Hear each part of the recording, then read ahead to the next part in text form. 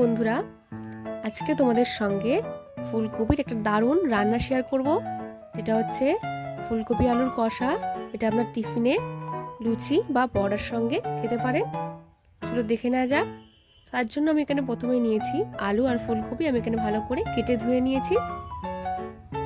এবার কড়াই নিয়ে নিয়েছি, এখানে নিচ্ছি বেশ খানিকটা সর্ষের তেল। তেলটাকে ভালো করে গরম করে নেব।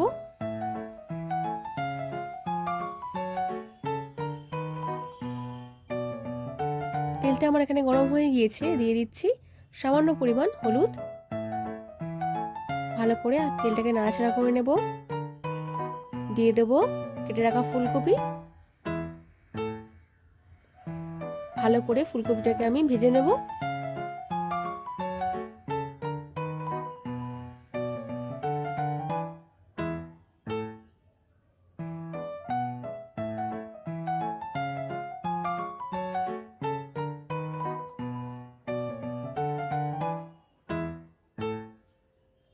ফুলকপি আমার ভাজা হয়ে এসেছে।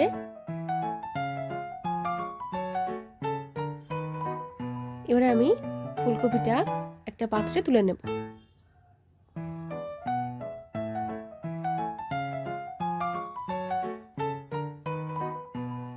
এবার ওই তেলে আলু ভেজে নেব। আমি আলুগুলো কেটে রেখেছিলাম,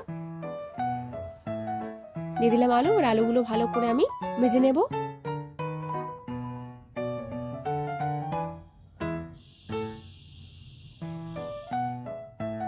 এদিকে আমার আলুও ভাজা হয়ে এসেছে।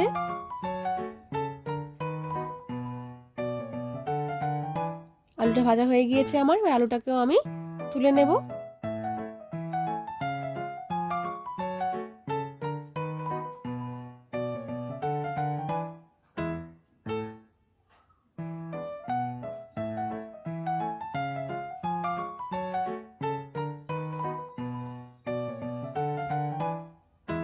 এই যে আমার আলু আর ফুলকপি ভাজা হয়ে গিয়েছে। এবার আমি ওই তেলে দিয়ে দিচ্ছি গোটা গরম মশলা। দিয়ে দিচ্ছি একটা শুকনো লঙ্কা, আমি এখানে মাঝখান থেকে কেটে নিয়েছি। দিয়ে দিচ্ছি 3টে তেজপাতা কুচি। ভালো করে নাড়াচাড়া করে নেব। দিয়ে দেবো গোটা জিরে। আবার ভালো করে নাড়াচাড়া করে নেব।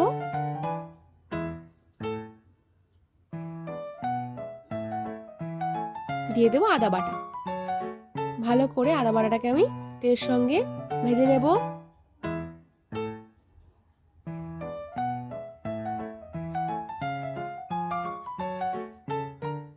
যাতে আদার একটা গন্ধটা কেটে যায়। এদিকে আমার আদাটা ভাজা হয়ে গিয়েছে। দিয়ে দেবো আমি এবারে টমেটো কুচি। ভালো করে নাড়াচাড়া করে নিচ্ছি। দিয়ে দিচ্ছি এখানে লঙ্কা কুচি। ভালো করে নাড়াচাড়া করে নেব।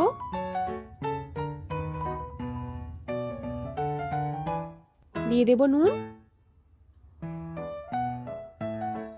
ভালো করে নাড়াচাড়া করে নেব।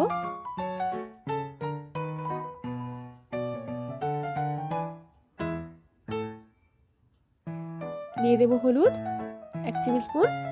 দিয়ে দেব জিরে গুঁড়ো 1 টেবিল স্পুন। দিয়ে দেব লঙ্কার গুঁড়ো সামান্য পরিমাণ। আর দিয়ে দেব ধনে গুঁড়ো সামান্য পরিমাণ। ভালো করে মশলাগুলোকে একসঙ্গে টমেটোর সঙ্গে কষিয়ে নেব।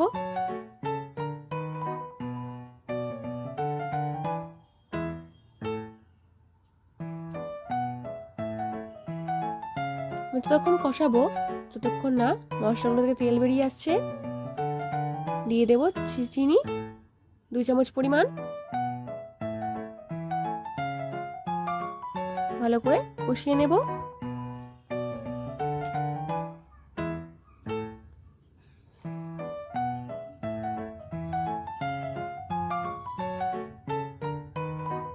আমার এখানে মশলা থেকে তেল বেরিয়ে এসেছে। এবার দিয়ে দিচ্ছি আমি ফুলকপি আর আলু, যেটা আমি ভেজে রেখেছিলাম সেইটা। ভালো করে সবকিছুকে একসঙ্গে কষিয়ে নিচ্ছি।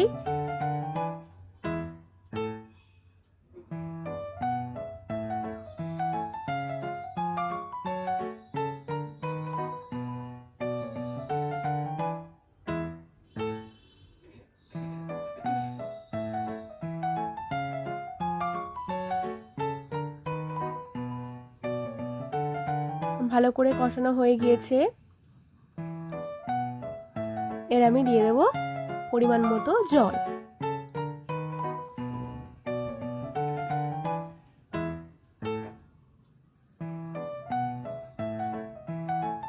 আমি এখানে ফুলকপি আর আলুর কষা বানাবো, তাই আমি বেশি জল দেবো না। সামান্য পরিমাণ আমি এখানে জল দিয়েছি। আমি এখানে 1 গ্লাস পরিমাণ জল দিয়েছি। ভালো করে নাড়াচাড়া করে নিচ্ছি। এবার আমি ঢাকা দিয়ে দেব। 5 থেকে 10 মিনিট পর ঢাকাটা খুলে আরো ভালো করে নাড়াচাড়া করে নেব। জলটা টেনে নিয়েছে কতটা, আমি ওখানে জলটাকে পুরো শুকিয়ে নেব।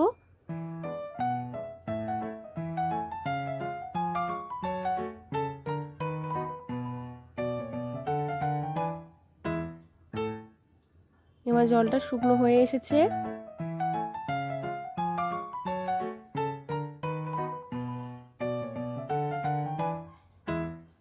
আমাদের এখানে ফুলকপি আলুর কষা রেডি।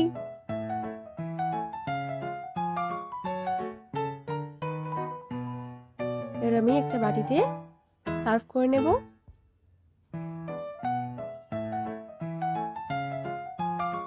আমাদের আজকে রান্না ফুলকপি আলুর কষা রেডি। ভালো লাগলে অবশ্যই লাইক, কমেন্ট এন্ড শেয়ার করবেন। আর হ্যাঁ, সাবস্ক্রাইব করতে ভুলবেন না যেন।